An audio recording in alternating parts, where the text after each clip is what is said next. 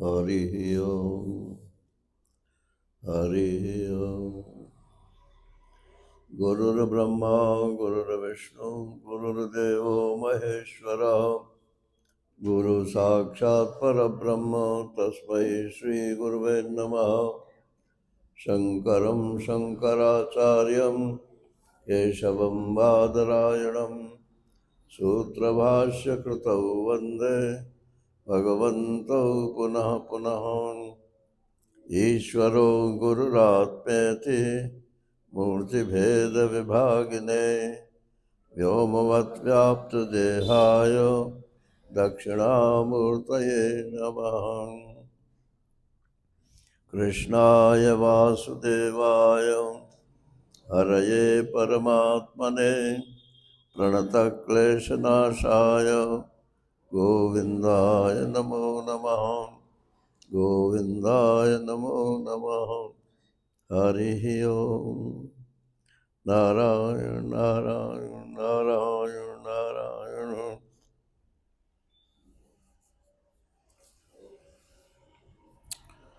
सत्संग सत्र का समापन है आज।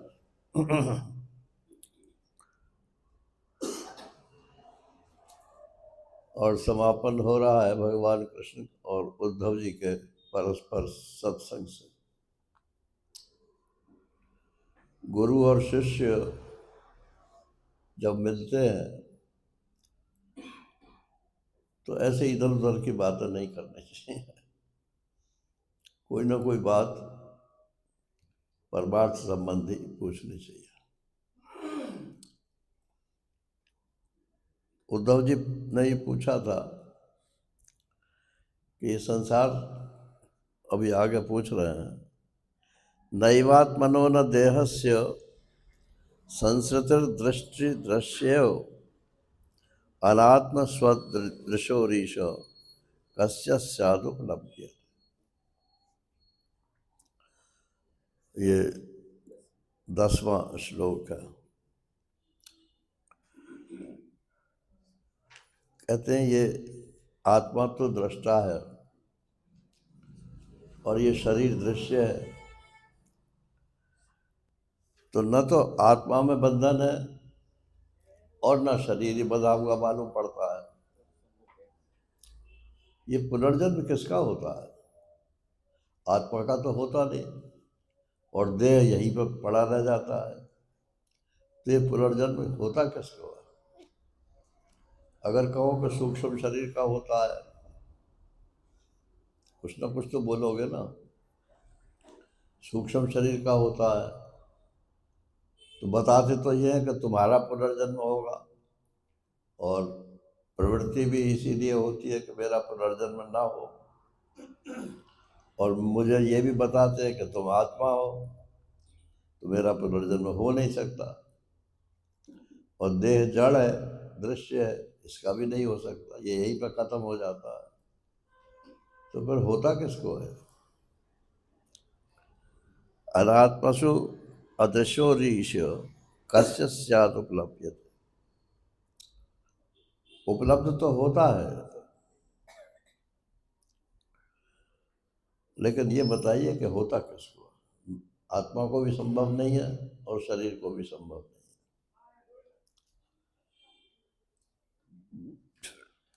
तो 9वें श्लोक में कल मैंने किया नहीं था ये।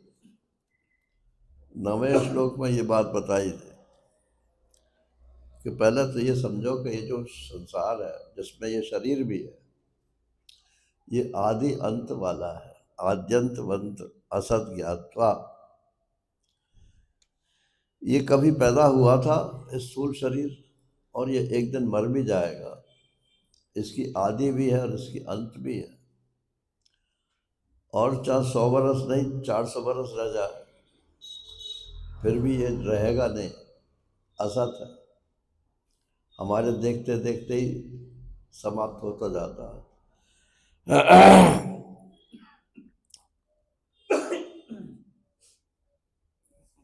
तो बोले इसको प्रत्यक्षेण अनुमानेन निगमेन और आत्मसंविदा, 9वें श्लोक में 4 तरीके से पहले इसको विनाशी समझे।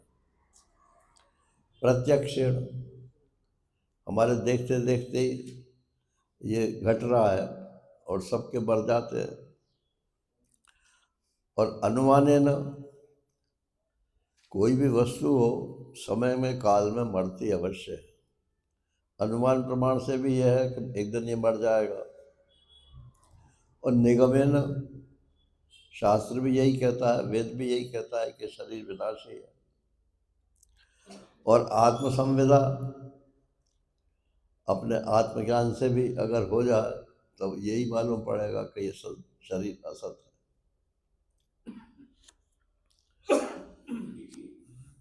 हम कहते जरूर हैं कि शरीर असत है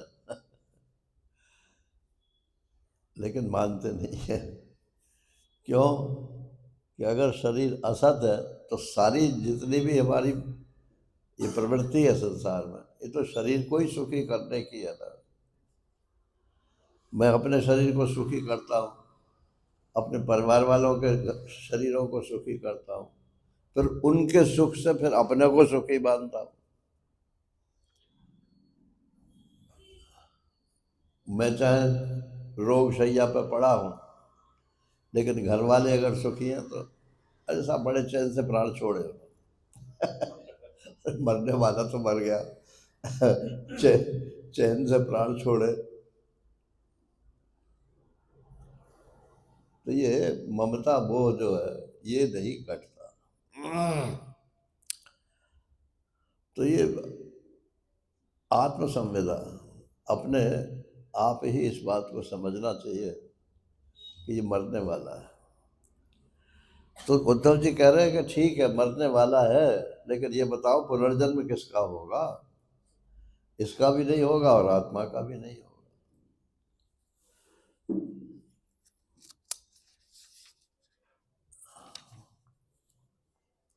आत्मा, ये 11वां श्लोक जो है, ये प्रहलाद जी ने जो बच्चों को उपदेश दिया ना भागवत के 7वें स्कंद में, ये पहली पंक्ति जो की त्यों वहाँ है। आत्मा अव्ययो अगुणः शुद्धः स्वयं ज्योति अनावृतः षड्लिंग, 6 प्रकार से आत्मा का वर्णन किया। ये आत्मा है। पहली बात तो ये है कि ये मैं आत्मा हूँ। आत्मा माने ही होता है खुद, स्वयं।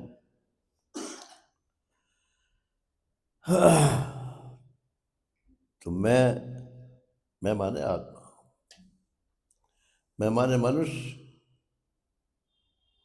मनुष्य तो शरीर का नाम है। कुत्ता ये शरीर का नाम है।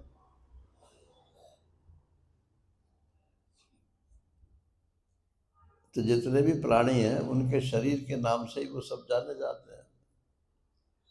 तो आत्मा माने शरीर नहीं, आत्मा माने मैं खुद, जो इसके अंदर मैं बोलता है वो। तो मैं आत्मा हूँ, अव्यय, अविनाशी हूँ। क्यों भाई? मरने का डर तो लगा हुआ है। बोले डर ही लगा हुआ है, मरेगा नहीं। क्यों नहीं मरेगा?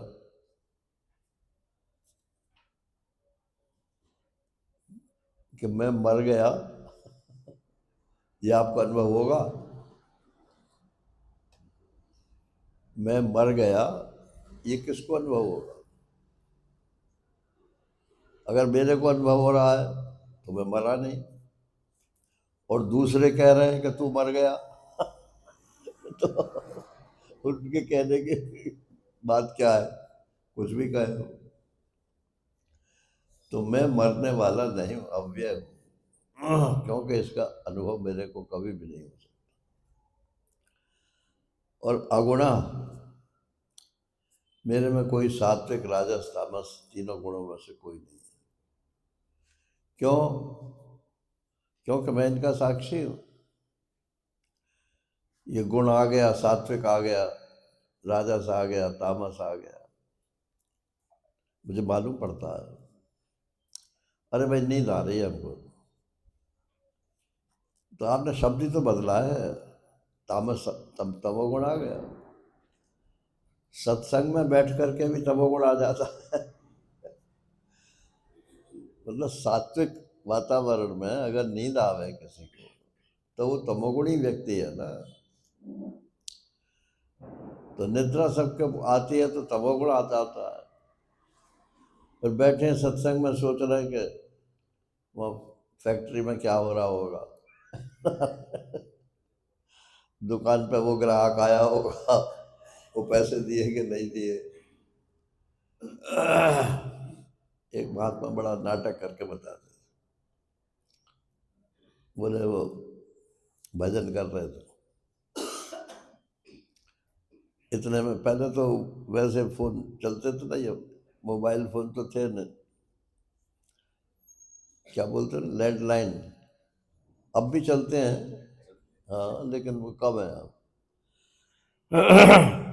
तो वो लैंडलाइन बाहर रखा था, अब वो घंटी टंटराई, अब वो तो भजन कर रहा था, राम राम राम, अरे देखियो किसका फोन है।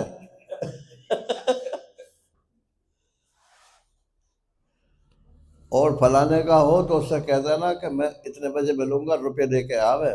राम राम राम राम राम राम राम राम राम भी कर रहे हैं और दिमाग जो है वहां पड़ा हुआ है कि मेरे वो रुपये लेके आए। तो ये गुण जो है ये तो चलते फिरते रहते हैं, मेरे सामने आते हैं चले जाते हैं। गुणातीत का यही लक्षण भगवान ने बताया ना, कि वो ये नहीं देखता है कि कौन सा गुण आया और रह गया कि नहीं रह गया। जो आया है वो जाएगा। आत्मा अव्ययो अगुणा शुद्ध, बिल्कुल शुद्ध है, कोई मैल नहीं है। मैं बेईमान, आत्मा बेईमान नहीं हो सकती। क्यों? जब मैं बेईमानी करता हूँ, बिजनेस में तो प्राय बेईमानी होती है। जब मैं बेईमानी करता हूँ तो भीतर से आवाज आती है, तुम बेईमानी कर रहे हो। आती है कि नहीं आती है? फिर दूसरी आवाज आती है, अरे सब करते हैं ऐसे ही होता है। बेईमानी कर लेते हैं। तो आत्मा तो शुद्ध ही है, वो तो आपको हम हर समय शुद्धता की बात बताती रहती है। लेकिन अंतःकरण, जो मन है आपका, जो इंद्रियां हैं, जो कर्म है, वो सब अशुद्ध है। स्वयं ज्योति ही, स्वयं प्रकाश है, इसकी भी चर्चा पहले हो चुकी है। और अनावृता, उसके ऊपर कोई पर्दा नहीं है, आवरण नहीं है, खुल्लम खुल्ला है। मैं ब्रह्म हूँ, बोले मालूम क्यों नहीं पड़ता है? कि मेरे को अज्ञान है। आप शब्द जरा ध्यान से सुनिएगा। मैं ब्रह्म हूँ, लेकिन मालूम क्यों नहीं पड़ता है? क्योंकि मुझको अज्ञान है। अब ये अपोजिट हो गई ना एक दूसरे की बात। ब्रह्म हूं तो मेरे में अज्ञान कहाँ से आया? और अगर अज्ञान आ रहा है, अज्ञानी हूं मैं, तो मैं ब्रह्म कहाँ से हो गया?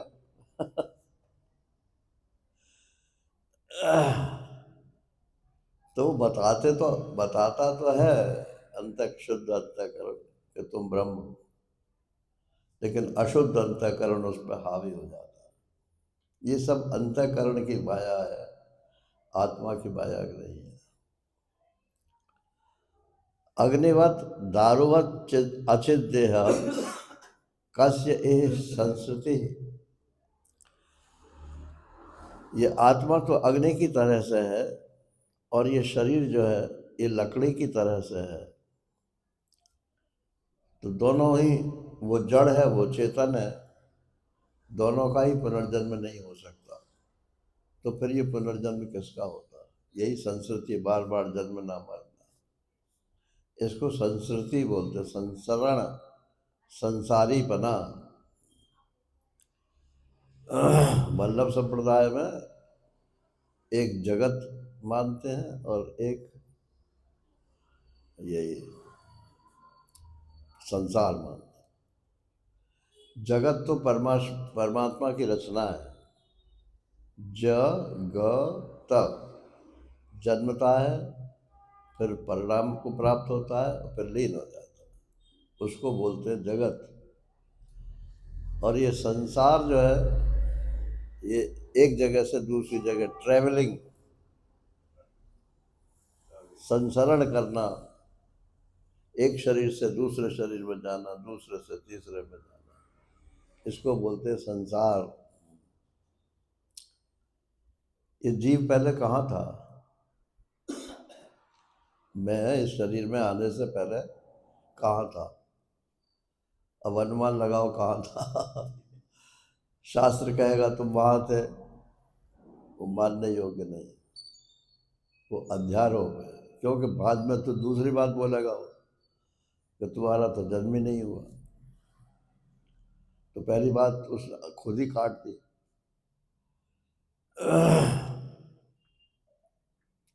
तो देह तो लकड़ी के समान जड़ है, वो तो जहाँ पड़ा हुआ है पड़ा हुआ है।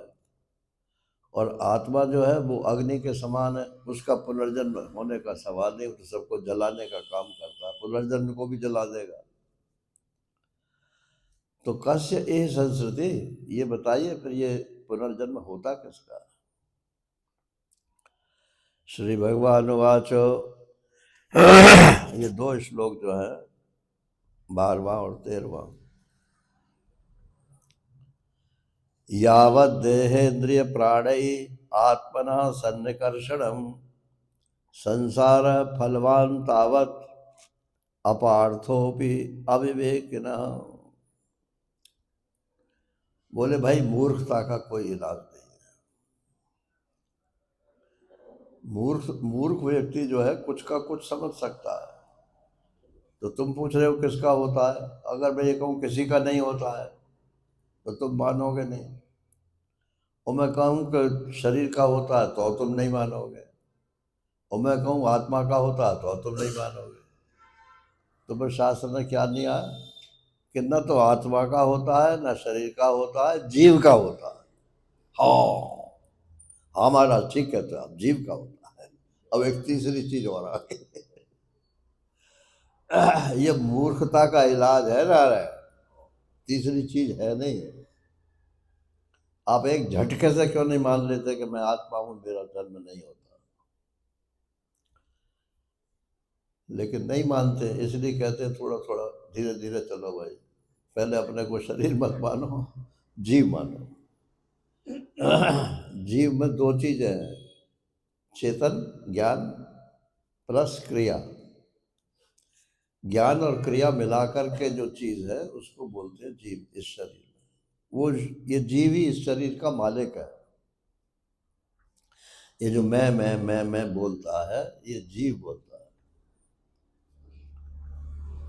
मैं और मेरा, मैं और मेरा, तू और तेरा।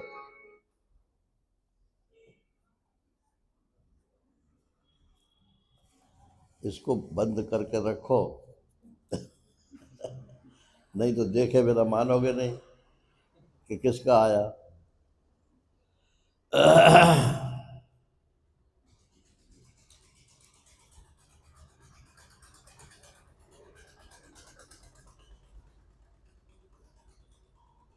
तो यावत देह इंद्रिय प्राण, जब तक देह इंद्रिय और प्राण के द्वारा आत्मना सन्निकर्षण,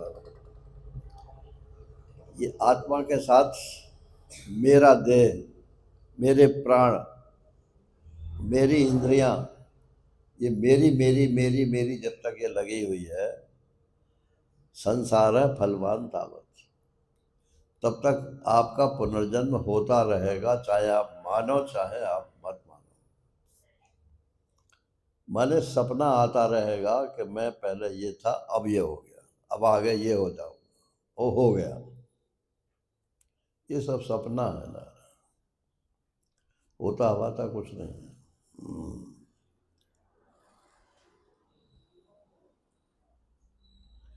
एक महात्मा की शरीर पूरा होता है, तो स्थूल शरीर तो उसका भी पड़ा रहता है, जैसा अज्ञानी का पड़ा हुआ है, ऐसे ही महात्मा का भी शरीर पड़ा हुआ है।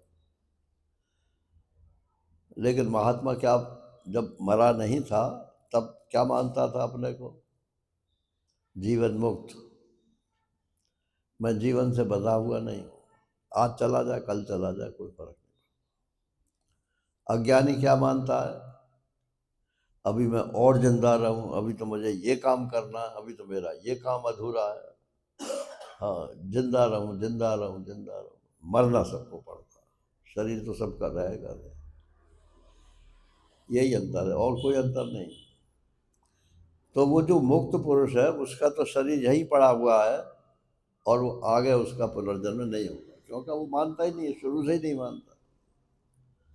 और जो अज्ञानी है वो तो कहता अरे मैं मर गया तो मेरे बच्चों का क्या होगा, ये मकान किसके पास जाएगा, मेरी फैक्ट्री का कौन मालिक होगा, इन्हीं बातों में सोचता सोचता मर जाता। ये सब उपनिषद में लिखा हुआ है, छांदोग्य उपनिषद में मरते वक्त क्या स्थिति होती है, ये बात लिखी हुई है। एक हमारे मित्र थे, बाद में दंडी स्वामी हो गए। अब तो शरीर भी उनका पूरा हो गया। तो उनके 3 लड़के थे, नाम तो कुछ और थे, लेकिन घर में जो है एक का नाम हल्लू था, एक का नाम बल्लू था, और एक का नाम कल्लू था। हल्लू बल्लू कल्लू। तो वो सुनाते थे कि आदमी मरने लगा तो अपने पास जो बैठे थे, पत्नी हो या जो भी हो, हल्लू कहाँ है? तो बच्चे तो खड़े थे वहीं, तो हल्लू बोला बाबूजी मैं यहाँ पे हूँ। बोले ठीक। और बल्लू, बल्लू इधर से बोला बाबूजी मैं यहाँ खड़ा हूँ। बोले कल्लू, वो पीछे को खड़ा था, बाबूजी मैं इधर हूँ। बोले तीनों के तीनों तो यहाँ दुकान पर को है, तुम तीनों के तीनों यहाँ क्या कर रहे हो, दुकान पर जाओ। मैं मर जाऊंगा तो मर जाऊंगा। तो यही यही स्थिति है ना, ये संबंध जो है यही अज्ञान है।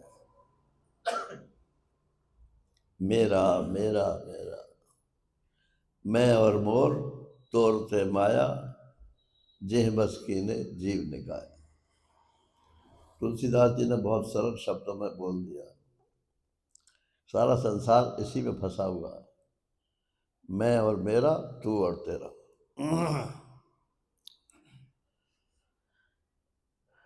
तो कहते हैं संसार है फलवान तावत, अपार्थो भी अविवेक। संसार में कोई वस्तु वस्तु नहीं है, ठीक ठीक, लेकिन अवस्तु में वस्तु की दृष्टि हो जाती, जो चीज़ है नहीं उसको है मानता है, और जो जैसा जानना चाहिए वैसा जानता नहीं। क्यों नहीं जानता है? कि देह इंद्रिय प्राण शरीर इनका आपस में संबंध मानता है।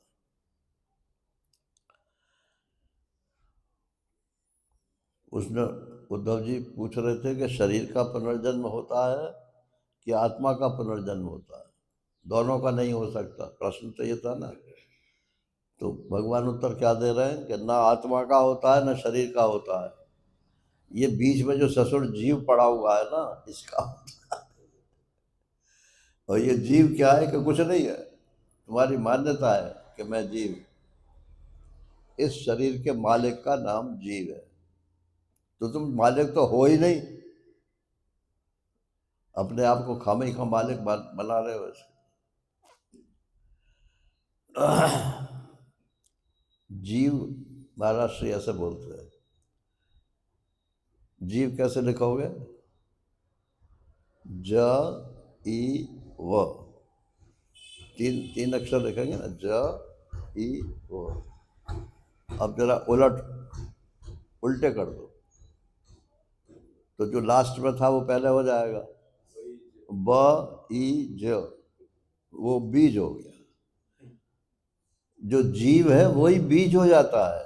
माने जहां आपने अपने आप को जीव माना तो अनेक जन्मों का बीज तैयार हो गया।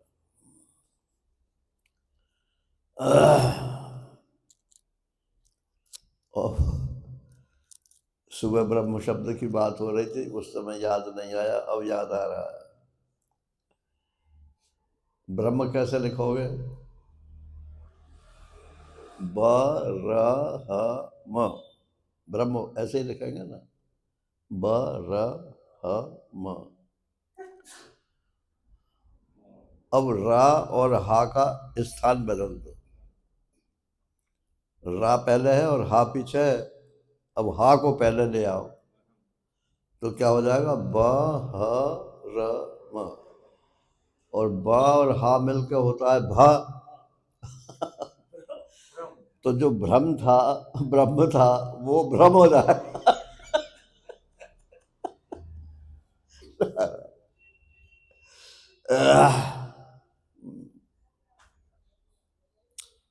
मैं ब्रह्म हूँ, मैं ब्रह्म हूँ, मैं ब्रह्म। अगर ठीक ठीक नहीं जानोगे तो भ्रम हो जाएगा कि मैं ब्रह्म हूँ। संसारम, अब ये 13वां श्लोक जो है, तो एक तो 12वें श्लोक में ये बात बताई कि संबंध जो है इसके कारण पुनर्जन्म की बात आती है। दूसरे ये बात बताई कि तुम कहते हो कि संसार की वस्तुएं नहीं है, नहीं है तो फिर है क्यों मानते हो? अर्थे ही अविद्यमाने पे संस्कृतिर न निवर्तते, ध्यायतो विषयानस्य स्वप्ने अनर्थागमो यथा। और ये श्लोक भागवत में कम से कम 3-4 जगह, 3-4 दफे आया सेम। इसका मतलब ये है कि भागवत का ये सिद्धांत है।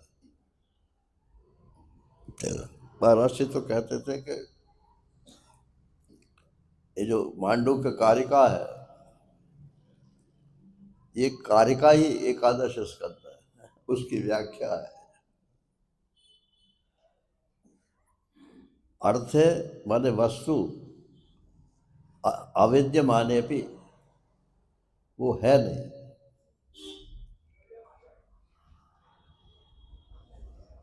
ये वस्तु फूल है, फूल वस्तु है, ये है कि नहीं? बोलो, है कि नहीं?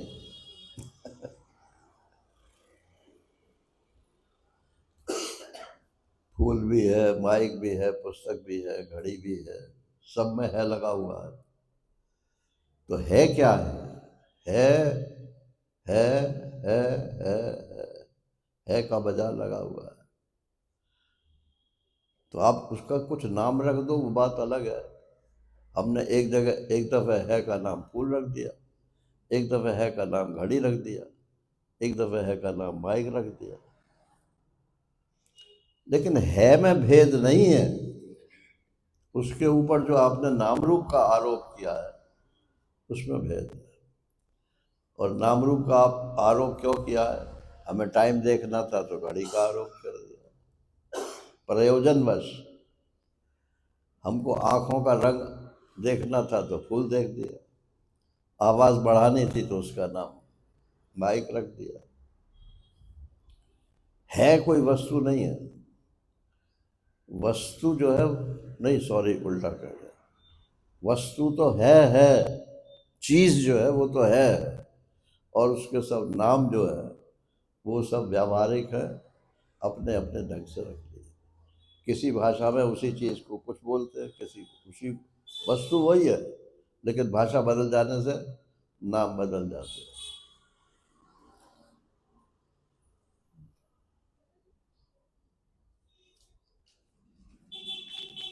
अब पहले हम लोग अपने माता जी को प्राय प्राय प्राय करके यूपी में अम्मा बोलते थे। अब अम्मा शब्द ही नहीं सुनाई पड़ता। अब या तो मम्मा सुनाई पड़ता है और या तो मम्मी सुनाई पड़ता है। और मम्मी क्या होती है?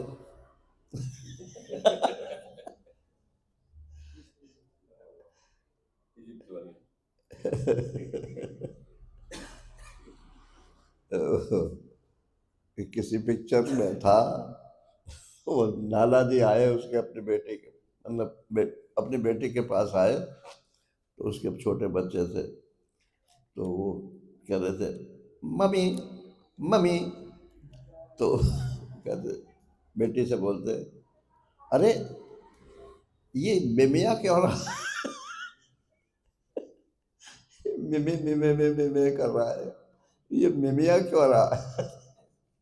क्योंकि उन्हें तो याद नहीं था कि मम्मी भी उसका माँ को बोलते हैं। और दूसरी दूसरी भाषा के, आजकल मम्मी भी खत्म हो गया, मम्मा हो गया। हाँ? अब और कुछ हो गया होगा। हाँ?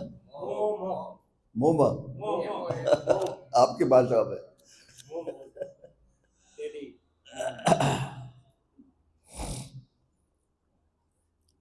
तो अर्थ ही अविद्यमान भी, वस्तु है नहीं, लेकिन संस्कृत न निवर्तते, फिर भी जो है उसका आवागमन नहीं छूटता है। क्योंकि ध्यायतो विषयानस्य, हम उसको विषय का जो ध्यान करते हैं वो तत्त रूप हो जाते हैं। गीता जी में क्या है? ध्यायतो विषयान पुंसा संगस्य शुभ जाए, उससे पर आसक्ति हो जाती है। और संगात संजायते काम, फिर उसको प्राप्त करने की इच्छा हो जाती है। इच्छा पूरी ना हो तो कामात क्रोधो हो जाए थे, क्रोध हो जाता है। और पूरी हो जाए तो लोभ हो जाता है। और आवे कामात क्रोधो बजाए थे, और क्रोधात भवति सम्मोह, और जब क्रोध होता है तो बुद्धि खराब हो जाती है। सम्मोह माने सूझता नहीं है क्या क्या करना चाहिए, क्या क्या बोलना चाहिए। क्रोध में, खैर ईश्वर कृपा से मेरे को तो कभी ऐसा क्रोध नहीं आया, लेकिन हमने देखा है आदमी को क्रोध करते हुए, वो भूल जाता है कि मैं, शंकराचार्य ने तो लिखा कि गुरु हुम करो, गुरु गुरु गुरु गुरु को हूँ, जबकि ऐसा नहीं करना चाहिए। माता पिता को गाली देने लगते, क्रोध में बुद्धि ठिकाना नहीं रहती। कम रोध है अति, ये भी महाराष्ट्र की उत्पत्ति है। कम सुखम रोध है अति, सुख को जो रोक दे उसको बोलते हैं क्रोध।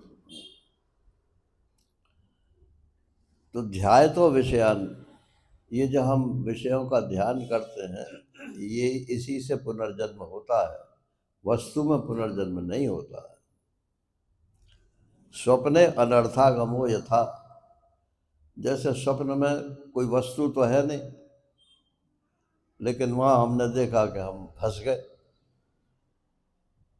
आजकल क्या चल रहा है? Digital arrest.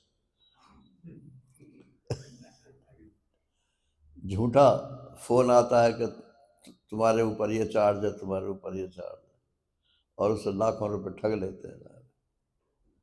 Digital arrest. तो ये पुनर्जन्म जो है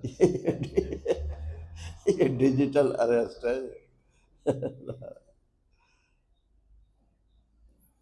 जैसी हमारी, अच्छा मेरा मान लो मैं मर रहा हूँ, और मरते समय मैं ये सोचूं कि खैर मेरी मुक्ति तो नहीं होगी, लेकिन अगला जन्म हे भगवान मुझे महात्मा का देना, तो निश्चित रूप से जन्म भी होगा और महात्मा भी होगा। और अगर ये सोचते हुए मरोगे, हे भगवान मेरे पीछे ये बालक बच्चे जो हैं ये सुखी रहें, नारद जी घूम रहे थे तो एक दुकानदार था, वो भजन मंडली में भी जाता था और भजन भी करता था। उसने कहा ये आदमी ठीक है, इसको उपदेश करना चाहिए। तो उसको उपदेश किया कि भाई देखो संसार अनित्य है, इसमें कुछ नहीं रखा है। अब तुम उम्र भी तुम्हारी बड़ी हो रही है तो तुम अब संन्यास ले लो। बोले महाराज तुम सन्यासी हो, तुम सबको सन्यासी बनाते हो। मैं सन्यास, अभी तो मेरे कोई संतान ही नहीं है, मैं तो जब तक संतान नहीं हो जाएगी मैं सन्यास नहीं ले सकता। अच्छा, अब तो भगवान की कृपा से लड़का हो गया उसको। फिर नारद जी आ गए कि अब तो हो गई संतान, अब चल। तो बोले कि अभी तो छोटा है, अभी कम से कम अपने पैरों पर खड़ा हो। अब वो पैरों पर भी खड़ा हो गया। बोले अब तो चल।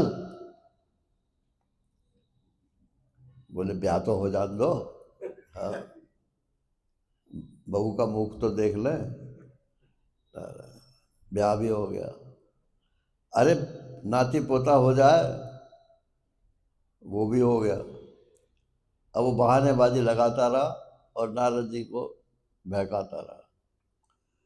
नारद जी ने कहा कि अगर तू नहीं मानेगा, नहीं, तो आखिर में उसने क्या कहा कि दुनिया में तुम्हें और कोई मिला ही नहीं, मेरे पीछे क्यों पड़े हो?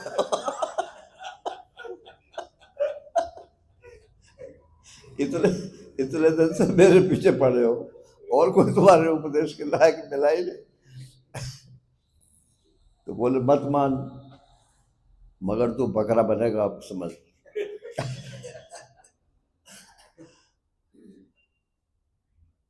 और बकरा बन करके अपने इसी दुकान में मुंह मारेगा और तेरा बेटा तेरे सिर पे लठ मारेगा। क्योंकि उसे तो पता नहीं है कि वो बकरा जो है तू है। तो वो डर तो गया, लेकिन मर गया तो बकरा ही बन गया वो। अब वो तो अपनी दुकान को अपनी समझता था, तो मारा का मुंह मारने लगा। तो बेटे ने उठाया डंडा और मारा सिर में उसके। फिर भी नारायण कुछ नहीं। तो ध्याय तो विषयान पुंसा, ध्याय तो विषयान अस्य स्वप्ने अनर्था गमो यथा। ये सपना खत्म नहीं होता है, एक सपना टूटता है दूसरा सपना चालू हो जाता है। तो स्वप्न में होता कुछ नहीं है, लेकिन फिर भी दुख होता है, सुख होता है। और उस समय तो ऐसा लगता है कि बस अब खत्म हो जाएंगे। और किसी वजह से खट हो गई बाहर, आँख खुल गई, तो सारा सारा भय खत्म हो गया। जो जो सपने सिर काटे कोई, जागे बिन न दूर दुख होई। तुलसीदास जी महाराज ने लिखा। तो अर्थ ही अवैध माने पे संस्कृत न निवर्तते। इस संसार में कोई वस्तु है नहीं, लेकिन इसका ध्यान करते करते ये इसमें सत्ता मालूम पड़ने लगती।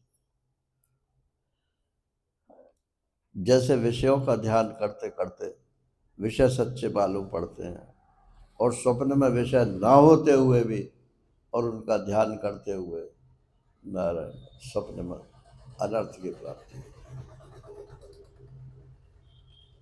यथा ही अप्रतिबुद्धस्य प्रस्वापो बहव अनर्थ भृत, स एव प्रतिबुद्धस्य न वै मोहाय कल्पते।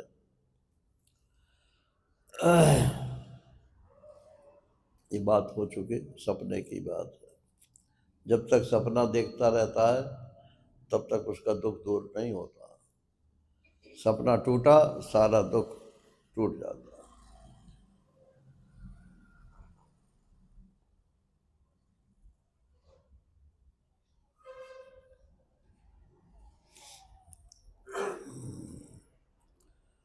शोक हर्ष भय क्रोध लोभ मोह स्पृहा दया अहंकारस्य दृश्यन्ते जन्म मृत्युश्च नात्मना।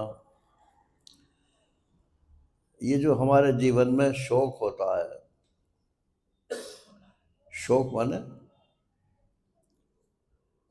ये मुंह सूखता है ना, जब कोई दुख दुख होता है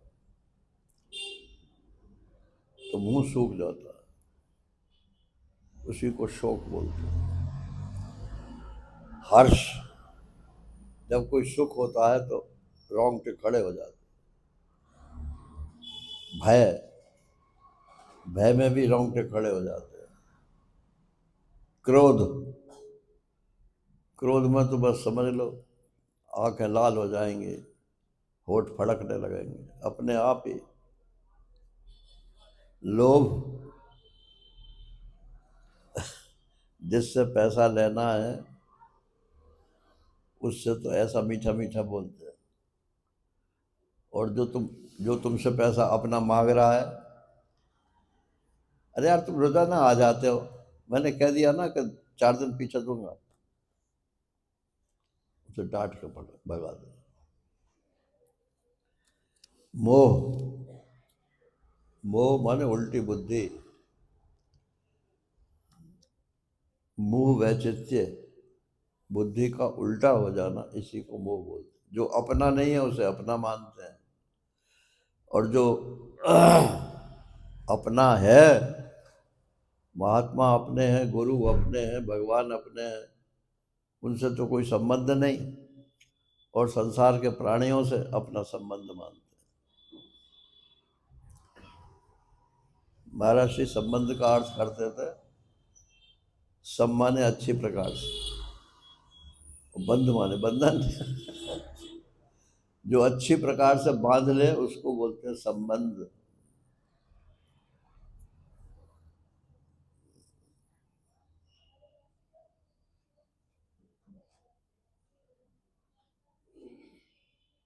अब मैं व्याख्या नहीं करूंगा, सब अपने अपने हिसाब से समझ। वस्तुओं से संबंध, व्यक्तियों से संबंध, और बंधन का अर्थ करते थे बंधु प्लस धन। बंधु प्लस धन इक्वल टू बंधन।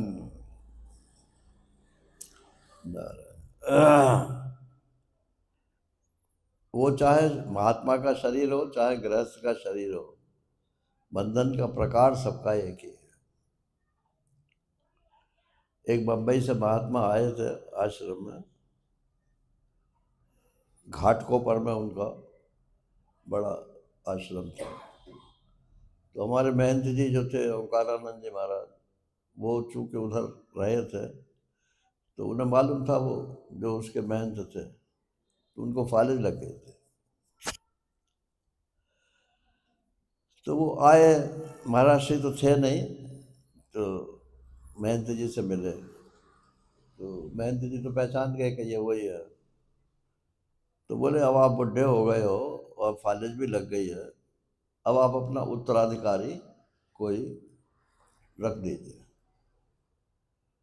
बोले अच्छा, अच्छा उत्तराधिकारी मिलता नहीं है। तो महंत जी बोले कि वो मैं दूंगा आपको उत्तराधिकारी। तो बोले आप दोगे तो सही, लेकिन मैं उसे उत्तराधिकार दूंगा नहीं। वसीयत लिखूंगा,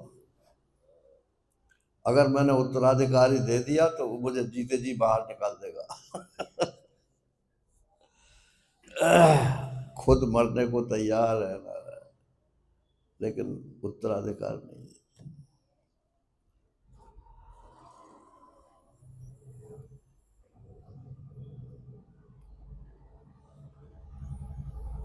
मोह, किसी को मोह बोलते हैं। तो व्यक्तियों का भी मोह होता है, वस्तु का भी मोह होता है, और सबसे ज्यादा मोह तो घर का होता है, संपत्ति का। घर को क्या बोलते हैं? गृह। संस्कृत में गृह बोलते हैं ना, गृह माने घर, और गृह में जो धातु है वो वही है जो ग्रहण में है। तो गृह का मतलब है जो आपको पकड़ ले। आपने अगर घर बना दिया तो परमानेंटली आप वहीं के हो गए, आप छोड़ नहीं सकते उसको। ये सब संन्यास जो रखा है वो इसीलिए रखा है कि जहाँ जहाँ मनुष्य की आसक्ति है वो सब छूटे। अब घर गृहस्थी का घर तो छोड़ दिया और बाहर आके बहुत बड़ा आश्रम बना लिया। उससे वो तो छोटा सा घर था और उससे कई गुना जो है बड़ा आश्रम बना लिया। तो संन्यास का तो कुछ मतलब ही नहीं हुआ, वो तो it is a way of living. गृहस्थी लोग और ढंग से रहते हैं, हम लोग और ढंग से रहते हैं। ये आक्षेप नहीं है आजकल का, ये तो व्यवहार इसी प्रकार का हो गया। लेकिन व्यक्ति को सोचना चाहिए कि आखिर हम सन्यासी हुए तो क्यों हुए।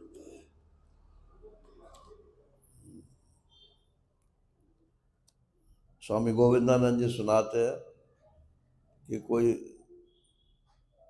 महाराज श्री के पास जो लोग रहते थे उनमें किसी के बारे में कोई शिकायत थी। तो जो कहे स्वामी प्रबुद्धानंद उसके लीडर बने और वो मुझको अपने साथ ले गए। महाराज श्री अपने कक्ष में थे, सोने की तैयारी कर रहे थे, तो एक पर्चे पर शिकायतें लिख के ले गए थे उस आदमी की। जाके वो पर्चा महाराज जी को दे दिया। महाराज ने कहा कि पर्चा रख दिया।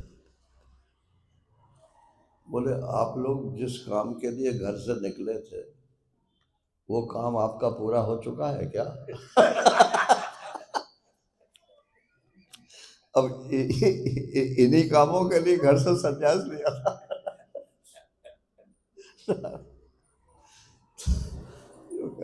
उल्टे पैर भाग। तो वो तो ये समझ रहे थे प्रबुद्धानंद जी महाराज कि महाराज जी कहेंगे हाँ तुमने ठीक किया, मैं यूँ कहूँगा, मैं इससे ये कहूँगा, ये कहूँगा। उन्होंने एक महीने सब समझा दिया। अपना लक्ष्य हमको कभी नहीं भूलना चाहिए। हमने जो जीवन का लक्ष्य बनाया है वो भूलना नहीं चाहिए।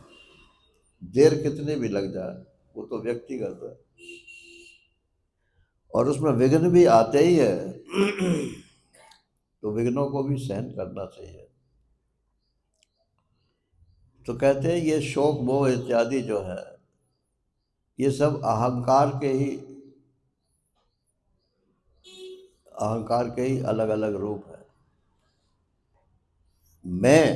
मैं अहंकार, अहम की जब अधिकता हो जाती है तब ये सब चीजें उसके आ जाती हैं, शोक मोह इत्यादि।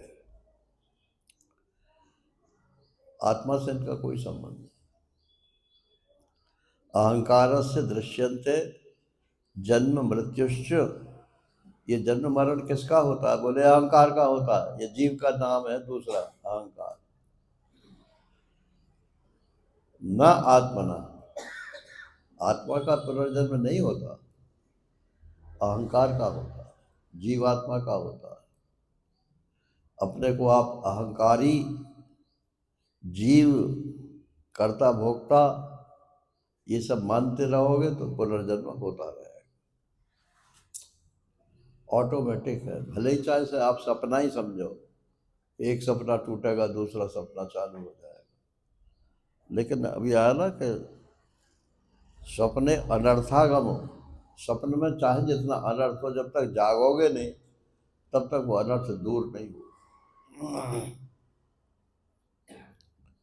देहेन्द्रिय प्राण मनोभिमानो जीवो अंतरात्मा गुण कर्म मूर्ति सूत्रम महान इति ऊर्ध्वेव गीता संसार आधावति कालतंत्र। वही जो पहले पिछले श्लोक में बात कही, वही बात कह रहे हैं कि देह, इंद्रिय, प्राण, मन, इनका जो अभिमान करता है कि ये मैं हूं, ये मेरे हैं, इसी को जीव बोलते हैं।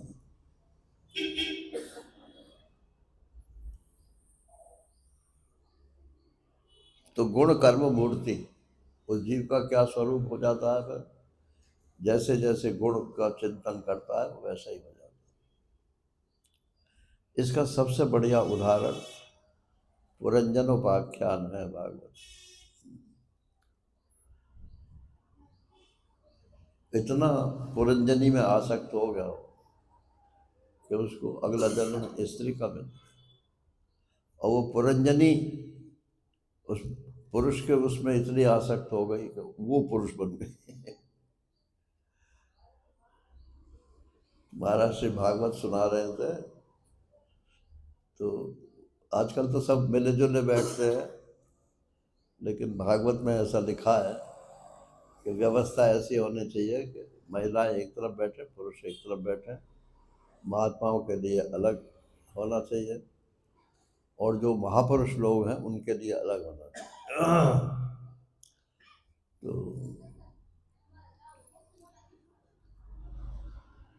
तो कहते थे देखो ये जितनी महिलाएं बैठी है ना, वो महिला शब्द का प्रयोग नहीं करते, जितने लोग इधर बैठे हैं ये पहले जन्म में सब पुरुष थे, और इधर जितने बैठे हैं ये पहले जन्म में सब स्त्री थे। ये अपोजिट सेक्स का ध्यान करते करते मरे और ये जो है अपोजिट सेक्स हो गए। और फिर एक बात धर्म की इसी संबंध में बोल देते थे कि ये जो हमारे यहाँ महिलाओं के लिए पातिव्रत धर्म बताया है, तो पतिव्रता स्त्री मरेगी तो पति का ध्यान करते हुए मरेगी, अगला जन्म उसका पुरुष का हो जाएगा, पुरुष का हो जाएगा तो उसको मोक्ष धर्म में अधिकार हो जाएगा। अभी तो अधिकार नहीं है। अभी तो आपने देखा होगा कि पति कोई दान का काम करता है तो पत्नी क्या करती है, यहाँ पकड़ लेती है, बस इतना ही अधिकार है। मतलब ये मान लिया जाता है कि दोनों ने दिया, लेकिन वो स्वतंत्र रूप से नहीं दे सकते। अब ये शास्त्र की बात है।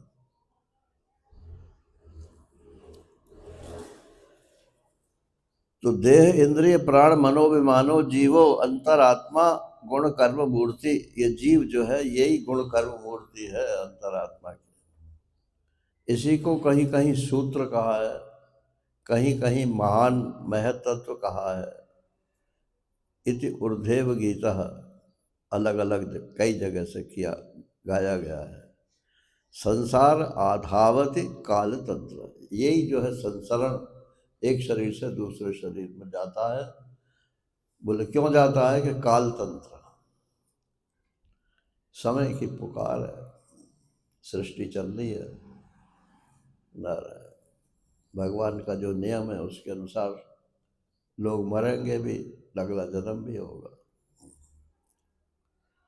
अमूल में तद बहुरूपितम अमूल में तद बहुरूप रूपितम मनोवचः प्राण शरीर कर्म ज्ञानासिनोपासनया शितेन छित्त्वा मुनिर्गाम विचरत्य तृष्ण।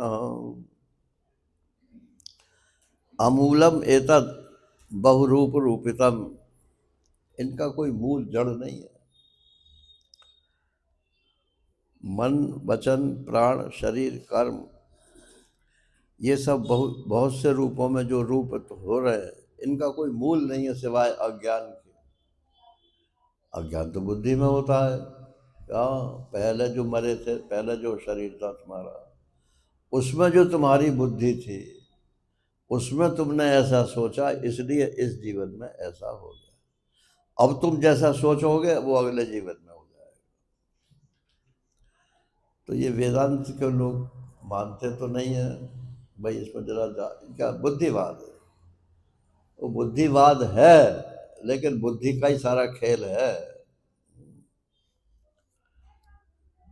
अगर आप वेदांत समझ करके सुन करके और समझोगे तो बुद्धि से ही समझोगे ना। सुनोगे तो कान से, लेकिन समझोगे तो बुद्धि से। और वेदांत में यही समझाया जाएगा कि तुम ये शरीर नहीं हो, तुम्हारा शरीर नहीं है। ये बेसिक प्राइमरी वेदांत है। तो अगर आपको ये जच गई बात, तो अगले जन्म में आप ये शरीर वाले नहीं रहो। जब मैं ये हूं ही नहीं तो आगे भी नहीं रहो। और अगर ये हो गया कि मैं ब्रह्म हूं, नारायण, तो बस मामला ही खत्म हो गया, फिर तो मोक्ष हो गया। तो ये कैसे हो कि ज्ञानासिनोपासनया शितेन, ज्ञान की तलवार लो, ज्ञानासिन, और उपासनया शितेन, उपासन कहते हैं एक ही वस्तु को दोहराना। पास बैठने का नाम उपासना होता है। तो मैं भगवान कृष्ण का ध्यान करता हूँ मान लो, तो कृष्ण, फिर कृष्ण, फिर कृष्ण, फिर कृष्ण, तो मैं कृष्ण के पास जा रहा हूँ कि कहीं और जा रहा हूँ? ये उपासना हो गई। ये शंकर भाष्य गीता जी में उपासना का ये अर्थ दिया है 12वें अध्याय। उपासना माने एक ही चीज को दोहराते रहना। ये मानसिक प्रक्रिया है, ये आवश्यक है। ज्ञान में भी आवश्यक है, भक्ति में भी आवश्यक। तो ज्ञान की उपासना से अपनी बुद्धि को शान रख लो, उस पर शितेन, तीक्ष्ण कर लो। छित्वा मुनिर्गाम विचरत्य तृष्ण, और अपने इसको काट डालो अज्ञान को, और फिर मुनि की तरह से जीवन बिताओ। एक मुनि होते हैं, एक ऋषि होते हैं। हर सन्यासी को मुनि नहीं बोलते और हर मुनि को सन्यासी नहीं बोलते। वो वृंदावन में लाल कपड़े वाले बहुत घूमते हैं। तो अगर आपको मौका, मैं घूमने जाता था तो उनकी बातें भी सुनने में आ जाती थी। तो बस उनके पास एक ही चर्चा है, आज कंबल कहाँ बट रहा है? बोले उस आश्रम में हलवा बट रहा है। ठीक है, तो कल को हलवा लेने जाए। उस आश्रम में एक, उसका नाम ही वो चना पुआ, वहाँ चना और पुआ मिलता है। क्या बजे मिलता है? इतने बजे। और इतने बजे तो वहाँ भी जाता। बोले ठीक है, इसके बाद वहाँ चले जाए। अब वो महात्मा बनने का कुछ मतलब भी हो।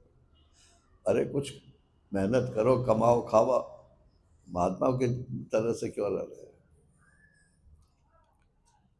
मुनिर्घाम, मुनि कहते हैं जो शास्त्र का मनन करे, आत्मा के स्वरूप का मनन करे। वो गाम मन धरती का विचरत ही, इस पर स्वतंत्र रूप से विचरण करता है। अतृष्ण, कुछ इच्छा नहीं है। कहाँ जा रहे हो? गुजरात जा रहे हैं। क्योंकि वृंदावन में ठंड बहुत पड़ती है।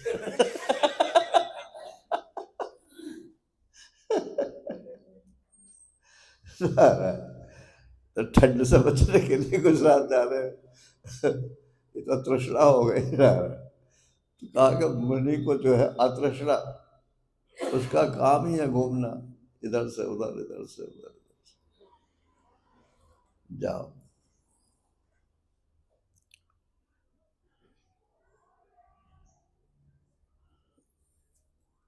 और बस एक बात कह के समाप्त कर रहा हूं।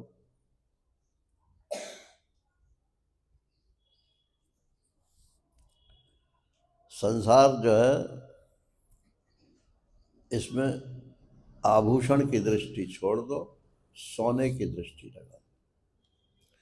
जैसे प्रत्येक आभूषण सोने का, प्रत्येक आभूषण सोना ही है, इसी प्रकार से संसार में जितनी वस्तुएं हैं वो सब ब्रह्म ही है, ब्रह्म से ही निकली है, ब्रह्म से निकली है, ब्रह्म ने निकाली है और ब्रह्म ने स्वयं ही निकला है। जीवेन आत्मना अनुप्रविश्य नाम रूपे व्याकरवाणी, ये छांदोग्योपनिषद की श्रुति है। पहले तो आकाश की उत्पत्ति हुई, फिर वायु की हुई इत्यादि जो है, और फिर कहा कि वो तो सब पड़े हुए थे, उनमें कोई हरकत ही नहीं होती थी। तो फिर ब्रह्म ने जीव रूप से उसमें प्रवेश किया, जीवेन आत्मना अनुप्रवेश। तो उसका जब जीव रूप से प्रविष्ट हो गया तब क्या हो गया, नाम रूपे व्याकरवाणी, ये आदमी है, ये पशु है, ये पक्षी है, ये देवता है, ये दादा, ये शरीर भेद उसमें हो गया। तो ये सारा संसार परमात्मा का स्वरूप है और हम आत्मा नित्य मुक्त हैं, आत्मा ही है। कोई ग्रंथ पढ़ लो, सबका एक यही अंतिम उपदेश है, हरि ओम पूर्णमदः पूर्णमिदं पूर्णात् पूर्णमुदच्यते पूर्णस्य पूर्णमादाय पूर्णमेवावशिष्यते। ओम शांति शांति शांति। हरि ओम। श्री गुरुभ्यो नमः। हरि ओम। अब आप लोगों को सबको धन्यवाद दें, चलो धन्यवाद दे देते हैं। इतने दिन तक आप दोनों टाइम आते रहे और रूखी सूखी बातें सुनते रहे,